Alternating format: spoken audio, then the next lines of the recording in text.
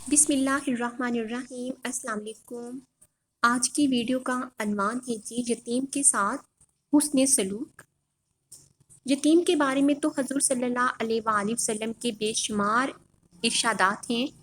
حضرت سہر رضی اللہ عنہ بن سعد کی روایت ہے کہ رسول اللہ صلی اللہ علیہ وآلہ وسلم نے فرمایا، میں اور وہ شخص جو کسی رشتہ دار یا غیر رشتہ دار یتیم کی کفالت کرے جنت میں اس طرح ہوں گے۔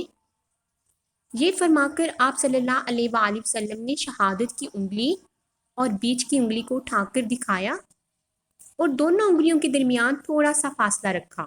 بخاری۔ حضرت ابو ہریرہ رضی اللہ عنہ حضور صلی اللہ علیہ وآلہ وسلم کا یہ ارشاد نقل کرتے ہیں کہ مسلمانوں کے گھروں میں بہترین گھر وہ ہے جس میں کسی یتیم سے نیک سلوک ہو رہا ہو، اور بدترین گھر وہ ہے جس میں کسی یتیم سے برا سلوک ہو رہا ہو۔ ابن ماجہ۔ حضرت ابو امامہ رضی اللہ عنہ کہتے ہیں کہ حضور صلی اللہ علیہ وآلہ وسلم نے فرمایا، جس نے کسی یتیم کے سر پر ہاتھ پھیرا اور محض اللہ کی خاطر پھیرا، اس بچے کے ہر بال کے بدلے جس پر اس شخص کا ہاتھ گزرا اس کے لیے نیکیاں لکھی جائیں گی،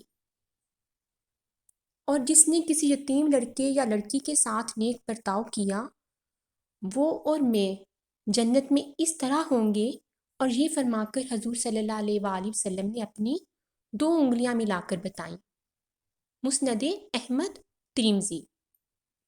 ابن عباس رضی اللہ عنہ کا بیان ہے کہ سرکار رسالت صلی اللہ علیہ وآلہ وسلم نے ارشاد فرمایا، جس نے کسی یتیم کو اپنے کھانے اور پینے میں شامل کیا اللہ نے اس کے لیے جنت واجب کر دی، الا یہ کہ وہ کوئی ایسا گناہ کر بیٹھا جو معاف نہیں کیا جا سکتا۔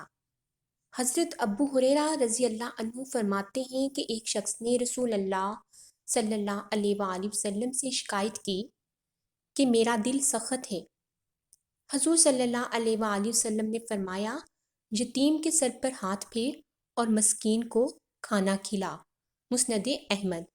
اللہ تعالی ہمیں اس حدیث کو سمجھنے اور اس پر عمل کرنے کی توفیق عطا فرمائے۔ Thanks for watching. Subscribe my YouTube channel. جزاک اللہ۔ اللہ حافظ۔